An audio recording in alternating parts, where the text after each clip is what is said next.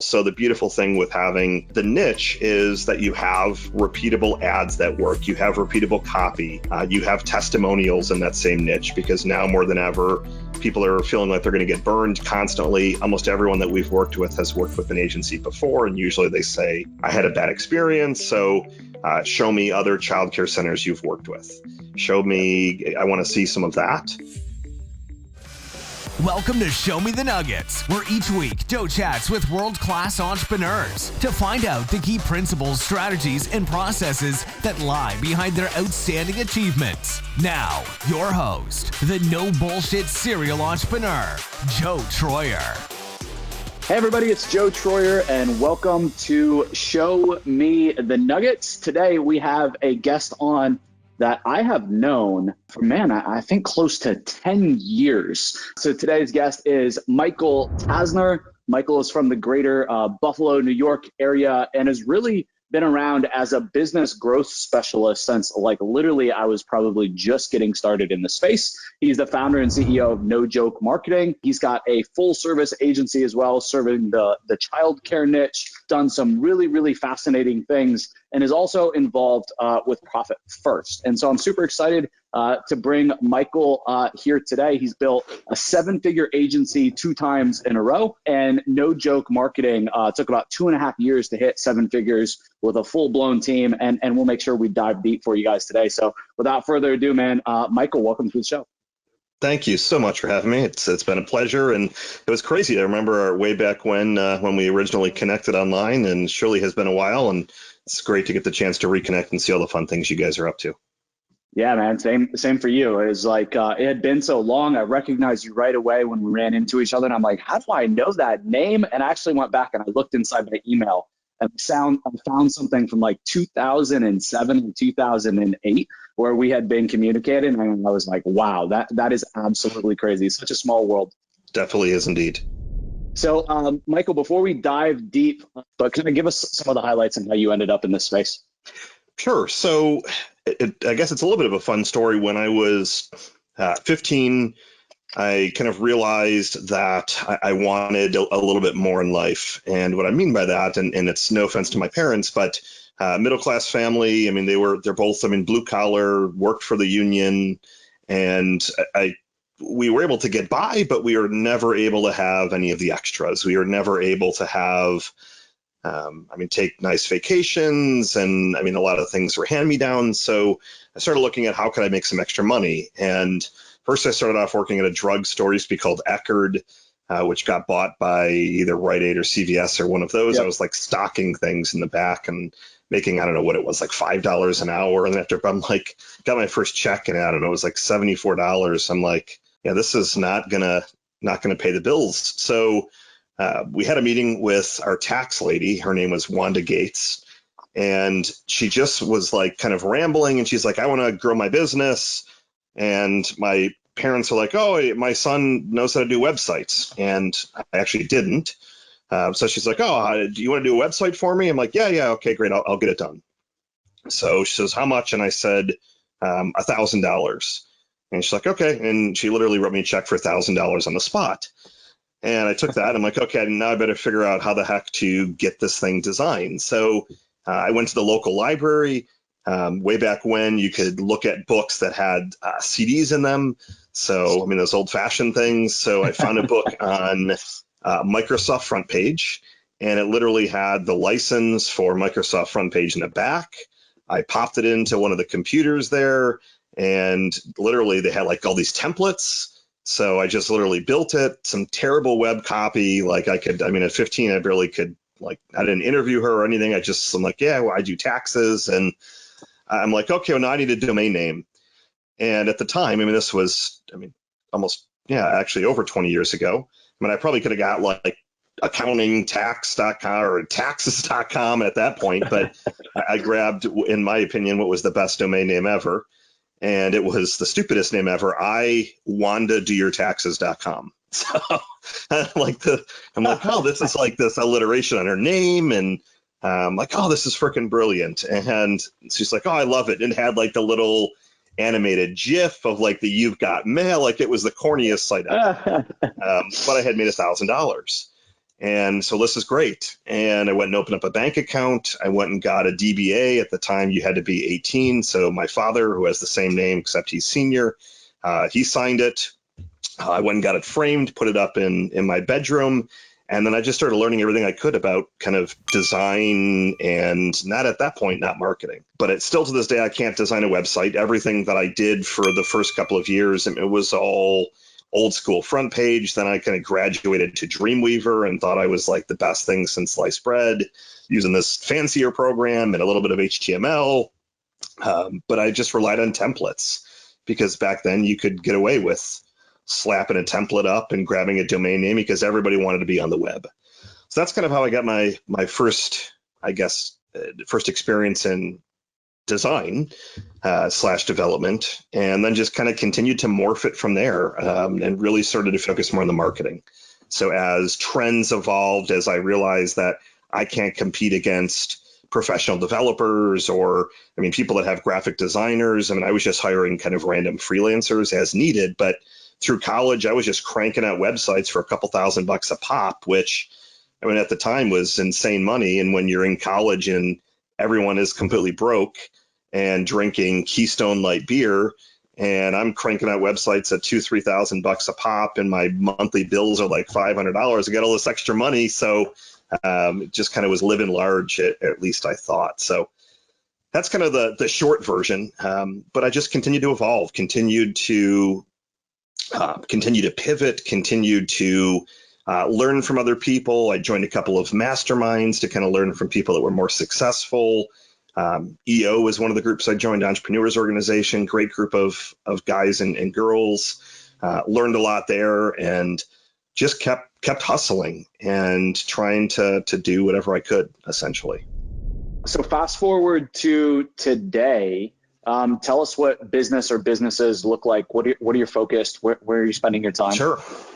So I ended up selling the first agency, give or take 5-6 years ago, and I sold it because it literally ran me into the ground. So I wish I would have known everything that I know today. I was working 80, 90 hours a week. So we hit $1 million, and that was a great milestone.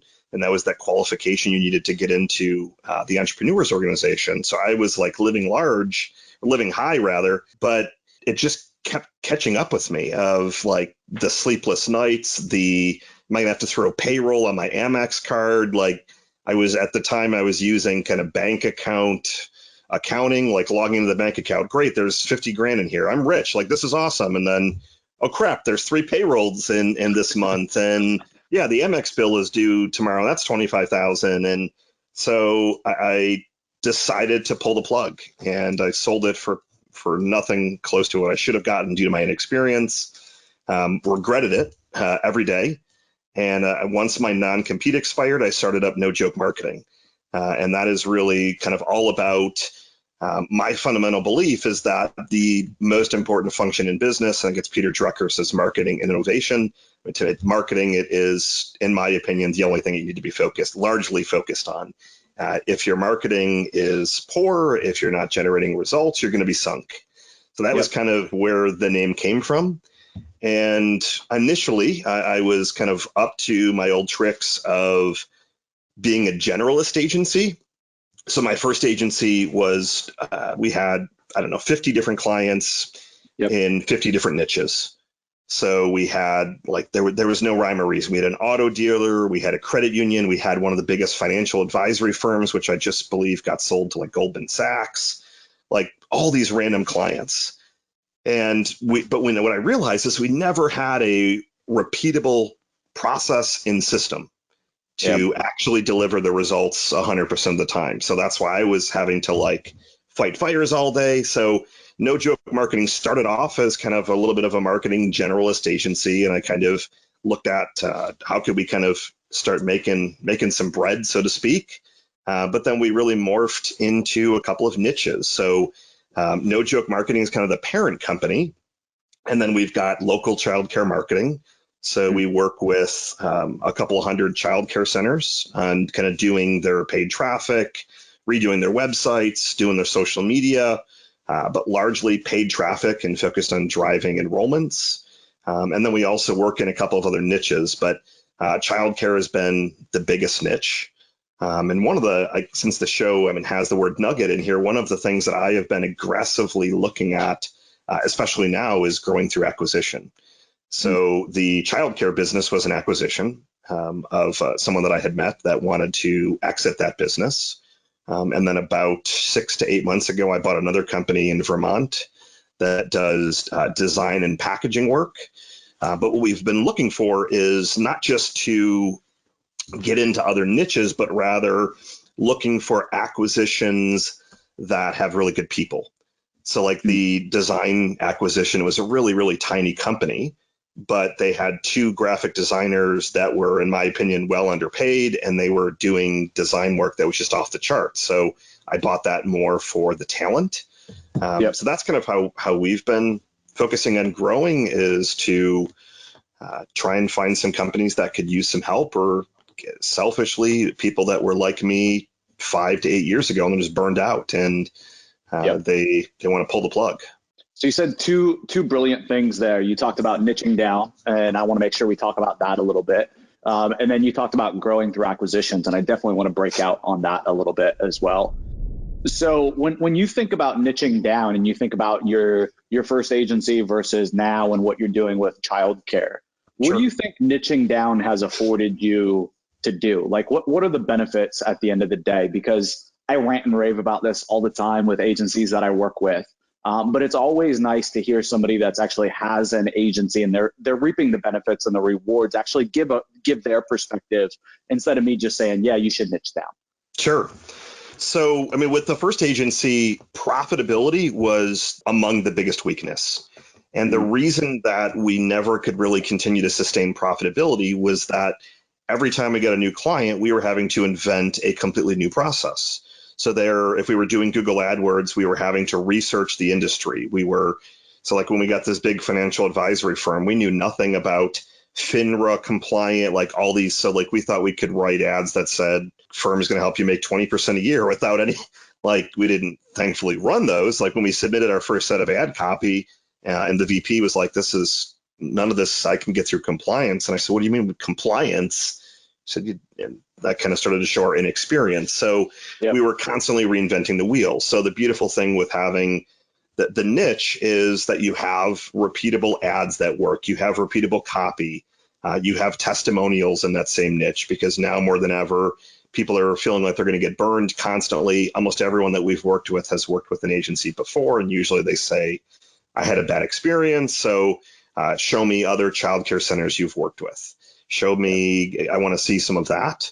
But the other thing that, without getting too techie, is that obviously that whole Facebook pixel, you're gathering all that data, and you really become more of a data engine, and you're able to leverage artificial intelligence. You're able to, build a master pixel. A lot of things that if now all of a sudden you're working with 100, landscapers, for example, and you've got all this data, you're able to start to see, well, what are the ideal prospects look like for all these different landscapers, and leverage that data so you get your ad costs down, but you can also start generating results faster.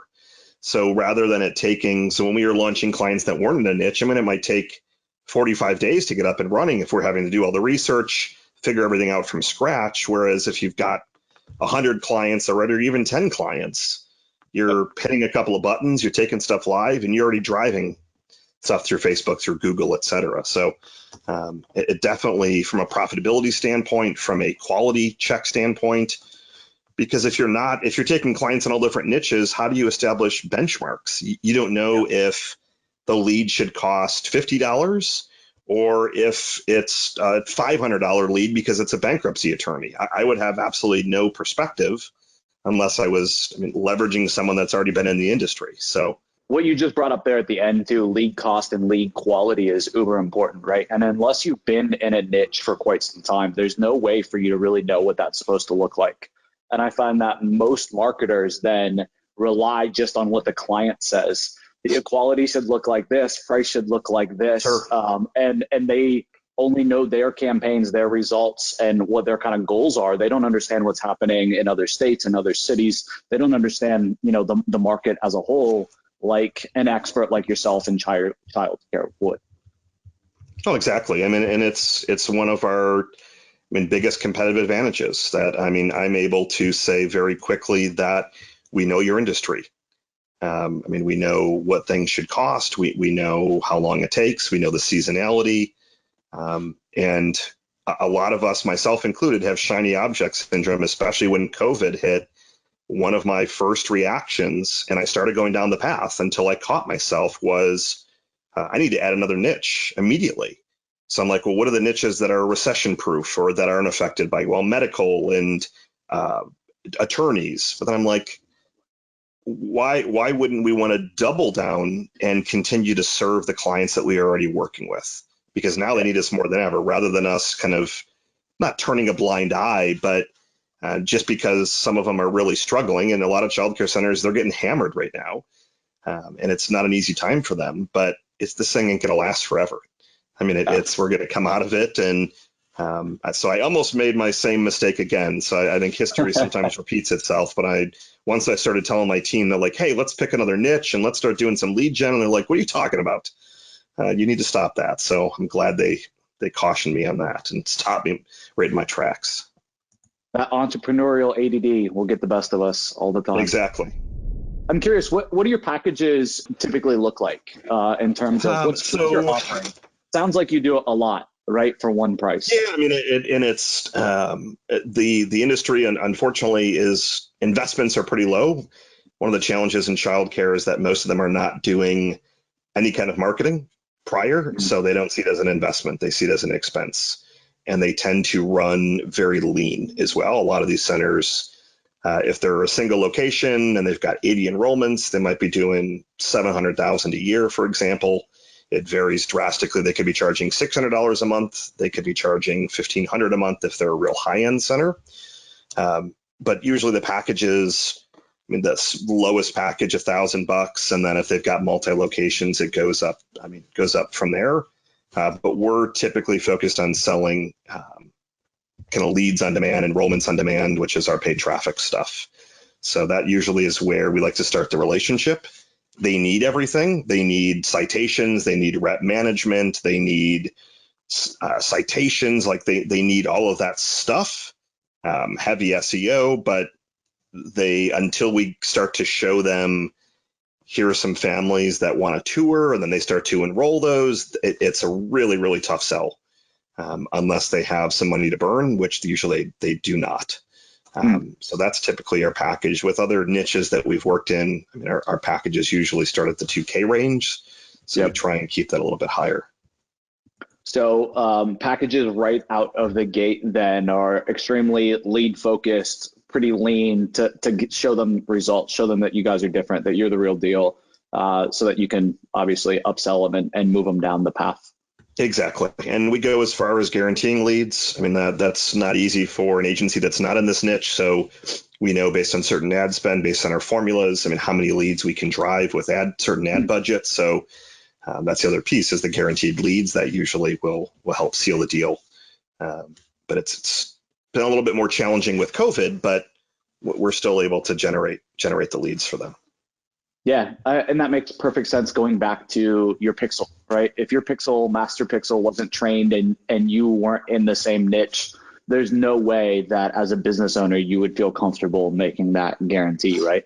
Oh, exactly. Like if I were to go and approach an attorney and say, hey, it's $10,000 a month, and I'm going to guarantee you 100 leads a month, and they're saying, oh my God, that's insane. We close one of those, it's worth $1 million. And if not, I'll give you your money back. Well, I'm probably going to be having to cut them a check for $50,000 or whatever they paid me. So it's kind of stay in your lane mentality, essentially.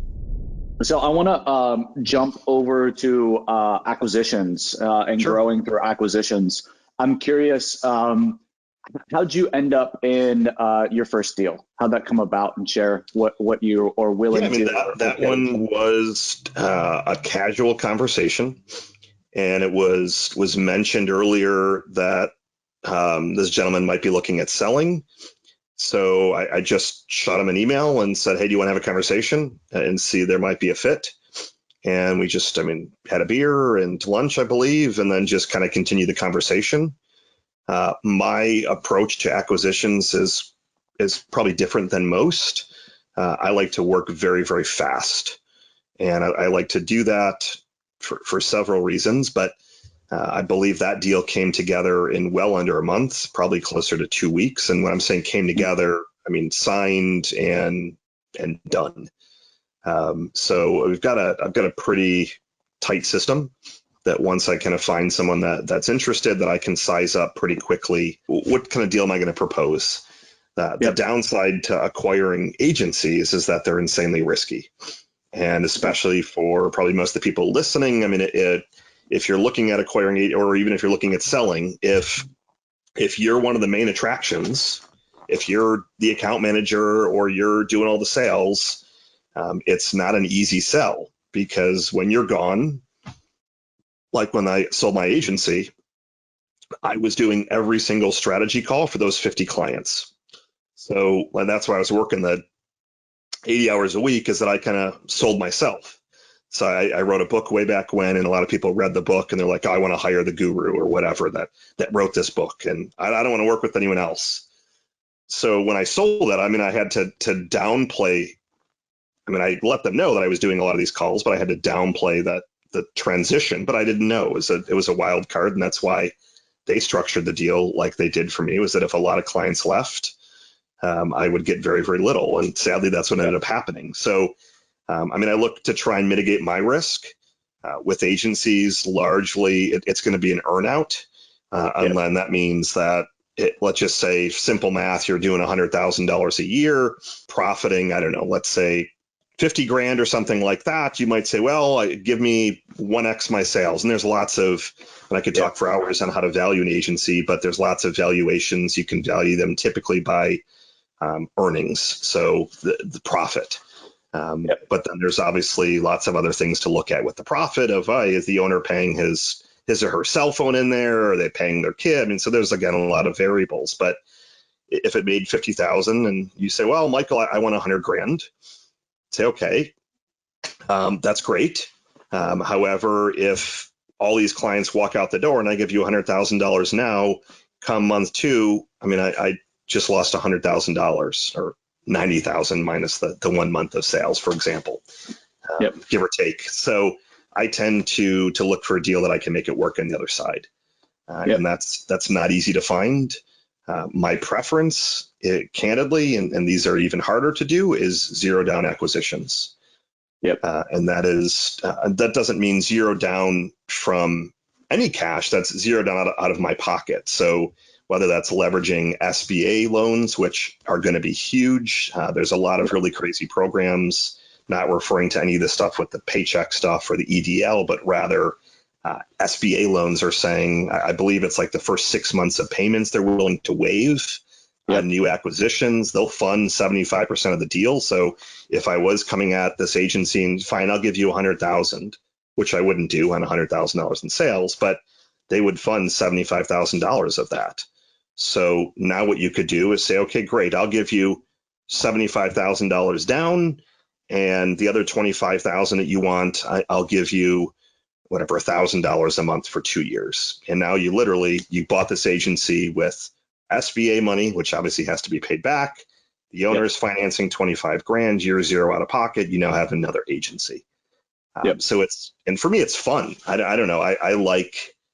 I get more out of just analyzing agencies, because obviously you have to sign confidentiality agreements. You're not going to start soliciting their clients, but it's fun to see what their margins are. It's fun to see what software tools they're using. To me, it's actually been more fun in the deals that I'm not buying to look at. And I'm looking at agencies that are 5 times the size of me, for example. I mean, you can still make those kind of deals, but it's still fun just to analyze them. Yeah, for sure. Analyzing the businesses, you can learn a lot, even if you don't buy. I've learned a ton analyzing businesses, for sure, from looking at, like you said, their software, their tools, how they're prospecting, anything like that, their packages, their agreements. And then SBA, the terms with SBA are ridiculous. And like the deal that you outlaid with an SBA, you would be cash flowing and you'd be cash flow positive, because the terms on SBA are so great. You know, it's backed by the government, interest rates are small, payback times are long. you could buy a business at 3x gross or a 3x profit and be cash flowing no problem. Exactly.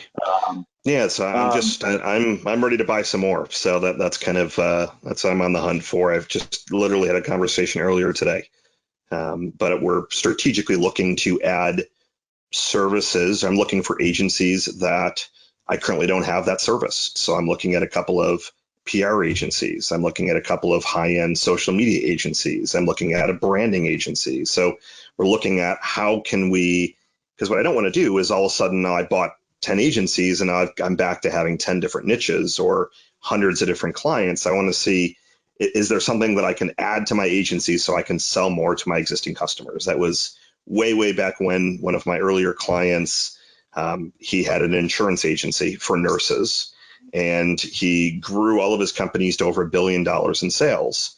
And I said, what was your number one secret? And he said two things. Number one, he kept starting companies to sell more to his existing audience. Number two, he kept growing through acquisition. So he had this insurance agency for nurses.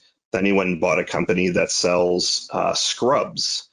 So then he all of a sudden started selling the nurses scrubs. Then he said, well, why don't we not just offer nursing insurance? Let's offer home, auto, life. Let's find out what else these nurses need. And so that's kind of the mentality is, are there some things that maybe we're not as good at? Like we're not a huge social media agency. We're more lead gen. So if a childcare center came to me and said, I want you to give us an amazing social media package and beyond this and engaging all day, every day, I wouldn't have the team to do it. But if I could find a social media agency that maybe isn't overly profitable, that I could kind of turn it around and make some cuts and kind of join services and things like that, or join software tools, that's very attractive to me. What do you think, as an owner and leader of No Joke, kind of the second time around, what do you think are the biggest improvements to yourself, right, as a business owner this second go around? Like, what do you think has changed from your leadership that you've really brought to the table to No Joke this time? Oh, that's a great question. I think the biggest thing is really valuing my people more. So I really, at the first agency, I really didn't get a chance to interact with very many people because I was the strategy guy for all those clients. So we were hiring people that I didn't even, like, there were some people that I would see when I would go out and grab a cup of coffee on a break that I'm like, I don't even know who you are. Well, this is, I don't know, Jane, which never had a Jane working for me, but this person, they've been here for 6 months. I'm like, oh, welcome. And so like, I think they feel that it's not that I didn't care, but we didn't have any kind of culture or core values. So it was Jack Daly, another earlier mentor of mine, wrote a couple of really great books. And he always would say, I mean, do you have a culture by design or by default? So our culture by default was missing deadlines, under delivering, over promising, like just, it was borderline toxic. So this time, and this kind of go around, I wanted to make culture a bit more of a focus. We hire and fire based on core values. So we're interviewing right now for a few more positions. We're looking to add another account manager. And they go through screening interviews and things like that. But when we use top grading, which I never used to use, I know that I should have used it way back when, and we never did. We had all these tools we didn't use. But then we do 5 other really short interviews that are all 100% culture focused of how can we make sure that they're a culture fit. So I tend to hire more for culture fit than skills. When the first go around, it was the exact opposite. I wanted to make sure that you knew social media. Okay, great, you're hired. You're a web developer. Okay, great, you're hired. Like, because you can design all these websites. But then we found that they weren't people where they were like, they wanted to just hibernate and not talk to anyone. They didn't want to collaborate. And that really kind of ruined it. The other thing was previously I hated meetings. And there's lots of philosophies around death by meetings, and there's all these different books about pros and cons. But we do a daily huddle. It's every day at noon with the whole team. So kind of like an all hands meeting. Really great book if you haven't read it, called Double Double by Cameron Herold. It's one of my favorite books. He was the chief operating officer of 1-800-GOT-JUNK and helped grow it from 30 to 150 million at the time. And he talked about these kind of daily huddles and the weekly KPIs and all that stuff. So now I'm much more focused on the numbers. That's where all the profit first stuff came in of kind of managing the numbers better, having those reoccurring daily huddles, but being a lot more focused on culture. I don't really have the hustler mindset anymore. I think I hustled when I was younger, but I'm more of, we have one life, let's make some money, let's impact some lives, and let's enjoy it. I mean, I don't have ambitions to have $100 million a year agency. That's not my ambition. Some people it is, but mine is to be able to serve a lot of people and to be profitable and to have fun. I mean, I remember way back in the day when I absolutely hated to get out of bed. Like I got to go talk to 30 clients today, and who's going to be pissed off? And I didn't want that. So a lot more culture focused and fun, and even tracking. I mean, I track team member happiness. It's one of my 5 personal KPIs that I track. So they're getting a survey every month. We implemented the Dream Manager program, really great book also. If you haven't noticed, I love to read business books, but we implemented that. That's been insane. So just a lot more people focused, whereas last time I barely even knew who worked with us, to be honest with you. Love the people focus. And I think it can be hard as a first-time entrepreneur to not do what you did exactly. I know that I did in my first business. Like, I was the talent. I was the dancing bear, right? Sure. Just like you were. And as soon as the bear stopped dancing, everything went to shit. And I think it's hard not to go there, be there, or end up there your first time. I think as an agency, especially, you end up being the expert, the go-to person, and it's not company focused, it's not values focused, nothing's repeatable. And so the people that are in the business are there to just support you, but usually you feel like, you're on an island doing your own thing. Yeah, with the weight on your shoulders. Yeah, exactly. Definitely. You mentioned that you're not a hustler. You mentioned you're not a grinder anymore. I'm curious, when do you think that changed, or when do you think that went away, and why? So initially, I thought it might have been because I lost my passion with having an agency. So when I sold the agency, I didn't plan on getting back into the agency game. So I did some consulting. I wrote another book. I took like 6 months off, which was actually freaking amazing. I actually think that the day after I sold the agency, went to the Dominican with my wife, which was great.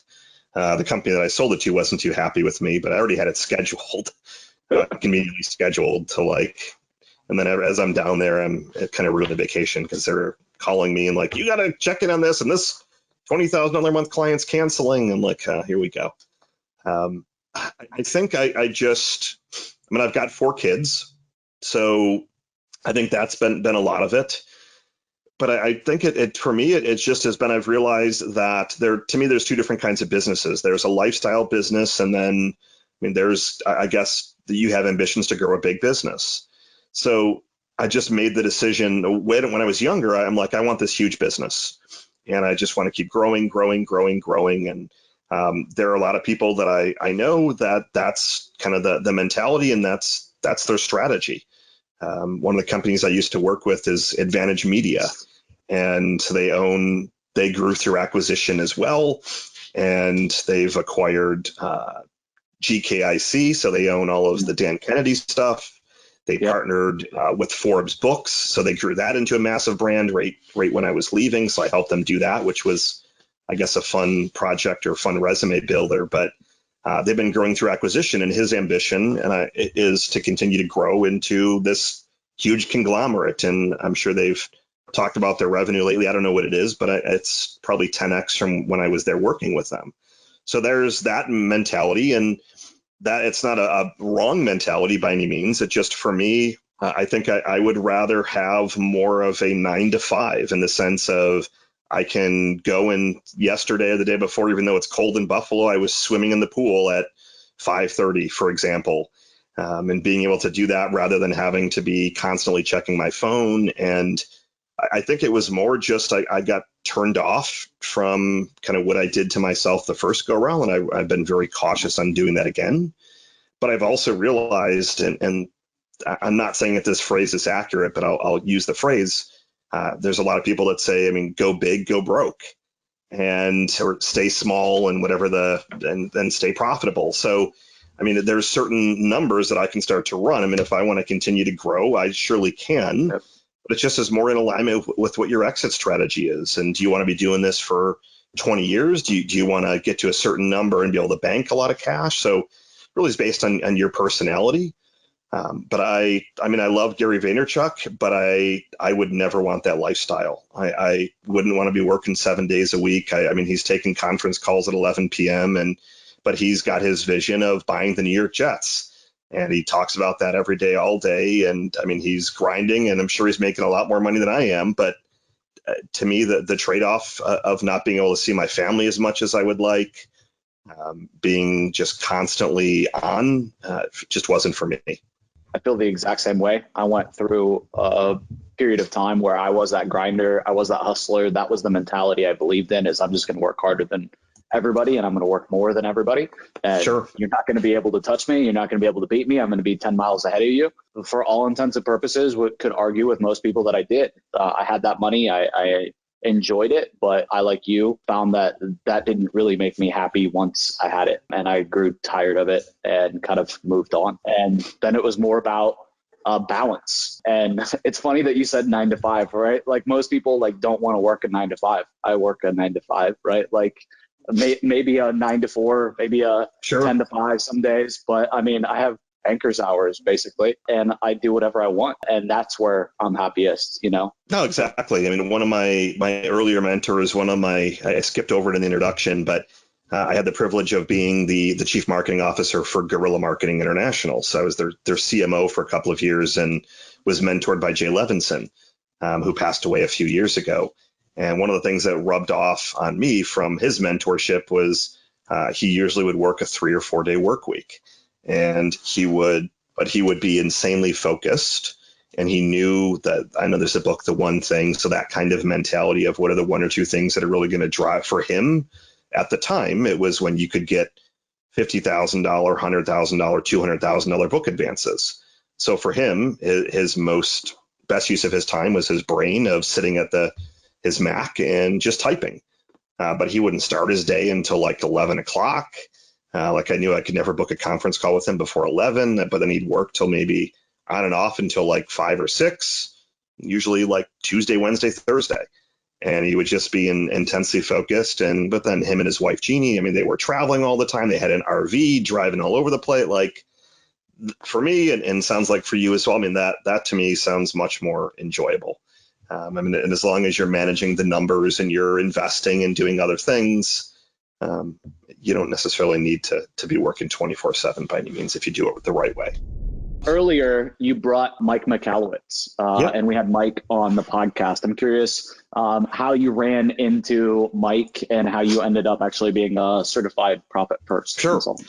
So I read the book Profit First, and I initially implemented it into my agency, into No Joke Marketing, because again, the first agency that I had, it was 100% bank account accounting, which I would say probably most of the people that are listening are doing. You log in, you see, do you have enough money? Okay, great.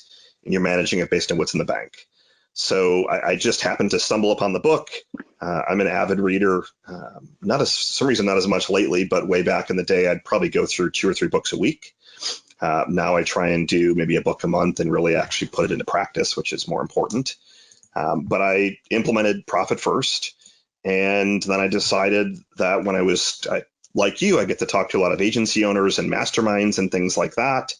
And a lot of these agency owners are all over the place when it comes to managing their numbers. They have the wrong business entity. So they're sitting, I mean, and I find myself giving unsolicited advice to all my contractors. So we're getting some remodeling done at our house, and I don't even know how it came up. I'm like, are you a sole proprietor? Are you an LL? It's yeah. I'm like, well, if you get hurt or your employee gets hurt, you're going to be in trouble. Oh, great. Thanks. So I found myself kind of giving unsolicited feedback to a lot of my colleagues or friends of, hey, I mean, how much should I be making on this job? And how much is a good amount of profit? How much salary should I be taking? So rather than just implementing it in my business, I decided to become a certified Profit First consultant. And it's in no way is it my full-time gig. It's been more of kind of helping some agency owners out here and there and taking them through the process, whether that's implementing it for them or kind of giving them some baseline numbers, which usually is the most helpful to say, Yep. Here's where you're at, and here is based on what I'm seeing where you should be. So start working towards that. But I saw the impact that it made on my business, and I decided to kind of look at bringing that to some other agency owners, essentially. That's awesome. Yeah. So much needed. It's not even funny. I think that's could be your full-time business and seven-figure business all by itself. Such a need. And man, I can't tell you how many quote unquote successful agencies I see that aren't really successful. I mean, they are taking home next to nothing. Can you maybe talk about kind of fundamentally what Profit First is? So there's a couple of different ways to look at it.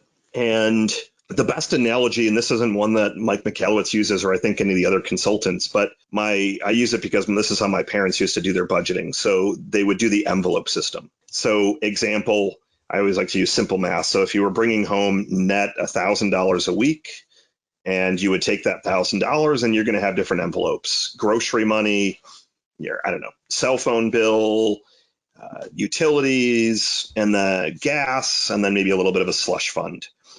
Usually people back in the day weren't putting money aside for investing. It was more to just kind of pay the bills. So with Profit First, obviously the mentality is really more about pay yourself first. So your agency and your business, regardless of what business you're in, it's designed to serve you. It is not designed. Yes, you have clients. Yes, you have employees. I was just on a call earlier today, and I love the analogy of, because a lot of people are asking about, what do we do in terms of Profit First with COVID? And I can give you some ideas there in a second. But the analogy that the person used was, you've got to put if you're sitting on an airplane and they're talking about that whole spiel of, should you put your mask on first? If your business goes under, how are you going to pay your employees? How are you going to pay your mortgage? So your business is there to serve you.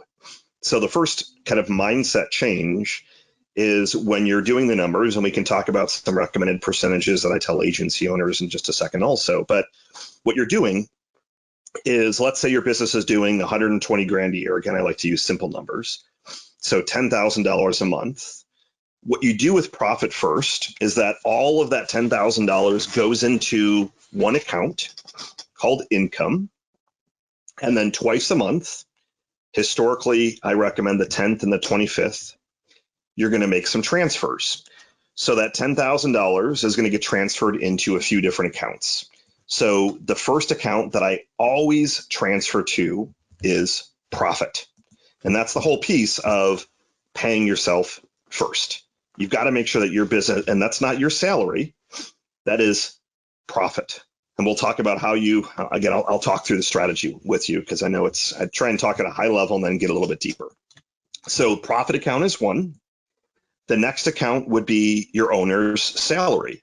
So how much money are you paying yourself out of that $10,000 a month that's currently coming in? And a lot of owners will say, well, I've got employees. I've got to pay for, AppSumo and this and that and all these freaking tools. So I'm only going to pay myself what's left. This is the opposite. You're going to move some money to profit, and you're going to pay yourself with a reasonable salary and enough to pay your bills. Because if you can't, and I know there's obviously, as you're getting started, you might need to hustle a little bit more or be a little bit more scrappy and pay yourself a little bit less. But you shouldn't be adjusting your salary down as your business continues to grow. What you'll adjust is your salary will continue to kind of grow, but your profit will also continue to grow as you build this business. So profit, owners pay, and then you're going to move some money over to OpEx. So OpEx is usually, sadly, where most agency owners put all of their money. So OpEx is paying your team member salaries, contractors, paying your Amex bills, all those kinds of things that come up each and every month, rent, etc. And then finally, the tax account. I give a little bit of different advice on the tax account. There's so many different schools of thought. A lot of people will say, You want to be contributing 15% gross. So if that business did the $10,000 that you'd want to move 1,500, what I tend to do, and this is a little bit tricky for people that are newer with Profit First, is I like to try and analyze kind of my tax status, and I will move tax money based on actual profit. So what I mean by that is if you're paying yourself a salary, if your OPEX, you need $11,000 and you don't have it, to me, there wouldn't be a need for that particular month to move the $1,500. So a lot of people will say, well, it's great that you have all this extra tax money at the end of the year. I don't like giving out free loans, even though the money is still in your account.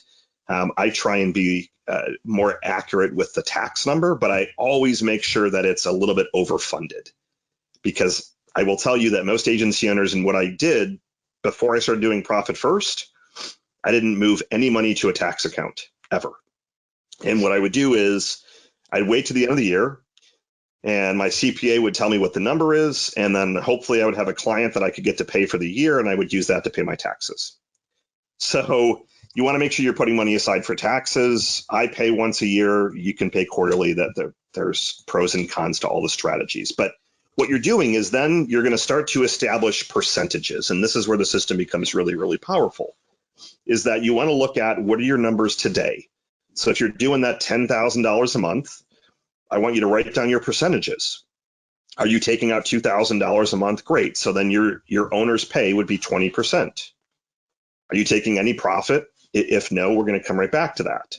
But usually it's the owner's taking out a draw and then they're putting everything to OPEX. Most agencies that I've seen, they're not putting aside for taxes, and they're sure as heck not putting aside for profit. So when you have those baseline numbers, what I want you to do then is try and work towards some more optimal numbers. So example, if your agency is doing $500,000 a year to $1 million, there are some guideline percentages. So what the math could potentially look like is you're taking 20% salary, your taxes 10 to 15%, your OPEX would be 50, and then your profit would be 15. And what you're doing then is every single month you're moving based on the percentages. So you're not adjusting based on the revenue is in accordance with the percentages. So you say, well, my OPEX needs to be this. You have to continue to stick with those numbers. And it takes time. And what I tend to tell people is if they were putting nothing aside for taxes and nothing for profit, start with 1%. Start putting aside 1% of your profits every month. Taxes, you can't get away with only putting aside 1%. So if you cannot afford to put money aside for taxes, you're going to have to look at cutting something in your OPEX. You're going to have to do some more of the work yourself. You're going to have to go get some new clients.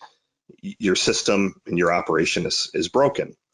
Now, the other and the final piece to this is the profit account and the tax account. And you want to do this, I advise credit unions. I'm a big fan of credit unions because you're going to actually have separate bank accounts for all of these. So you're going to go to a credit union or a bank and you're going to say, I need an income account, I need a profit account, an owner's pay account, a tax account, and an OPEX. So you're going in and setting up 5 or 6 bank accounts. The profit and the tax money, that should then get automatically funneled outside of that particular bank or credit union. And the reason behind that is that when you see it, you're still going to go back to your old ways and you're going to say, well, gee, there's some profit money and I need to pay the Amex bill, so I'm going to transfer that profit back in. Well, then you just completely destroyed the whole system.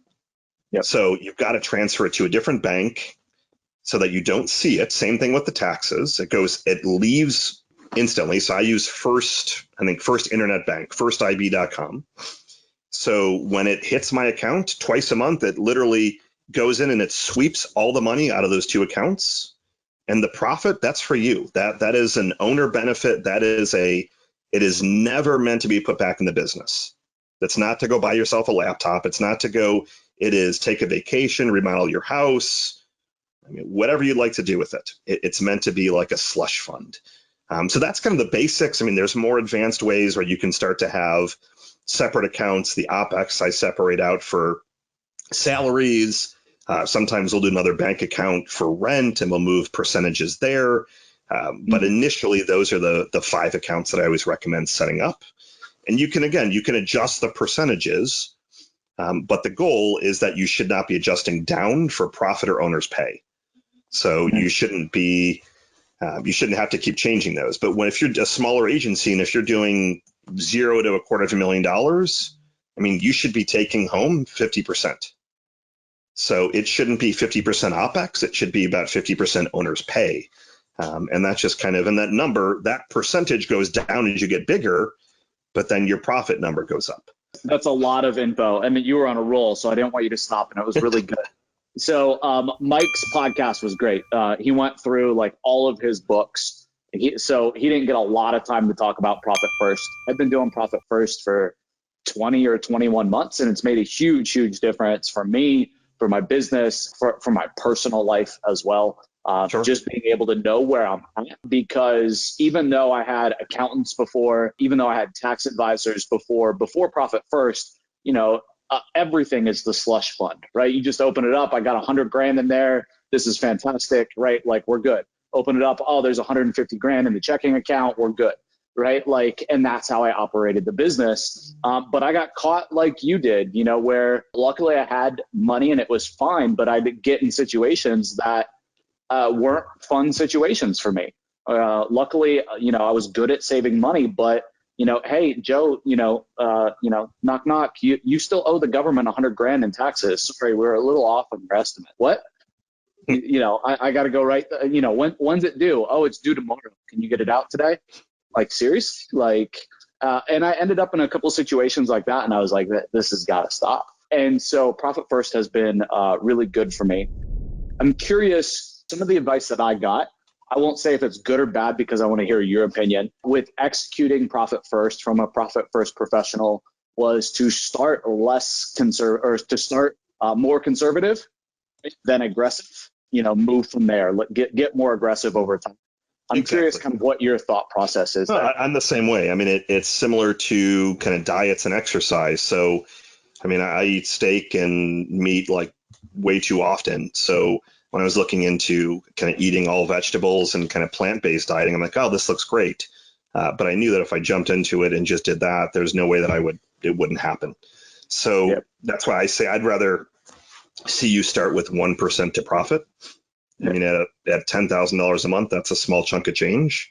I mean, I'd love to see 10% in there as profit, but it's more habitual. It'll take 6 months for you to start getting used to the system, to making the transfers.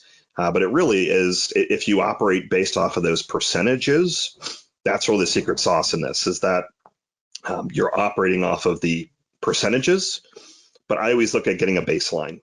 So like what's the baseline if you're doing, if you're already paying yourself 50%, then you're great. So we're at a nice baseline. But I might say, well, start paying yourself 40%, taking 10% for profit. And there's obviously, depending on your type of business entity, if you should be paying yourself a salary or just taking, distributions, there's a lot of other tax things there. But I never recommend kind of just going full guns blazing. And but I will also tell you that there's never been a time that I haven't looked at an agency that I said, you've got to scale back on some of your OPEX. Yeah. Because I've never said that you can get rich by cutting expenses, but if you want to start to make some of the math work initially, you might have a couple of fringe benefits, or you're running the country club through your business, or whatever, the sporting tickets or something like that, it still could, I guess, be deemed personal, but it's more of where there's some things we can scale back on so we can lower your OPEX, but it ends up coming back to you anyways, because then we're able to reposition that money to bumping up your salary. I hate going and seeing an agency doing $250,000 or $500,000 a year, and the owner tells me they're paying themselves $25,000, $30,000. How are you living? It just isn't realistic. Yeah, I know for me, I think I put my OPEX allocations really low because I wanted to focus on profit. Sure. And it was hard. I put my owner's comp up. I put my OPEX down. I put in decent allocations, I think, for profit and for taxes. And man, the first couple of months, it was like I was getting choked out, right? Like, but it was a harsh reality that I needed to see.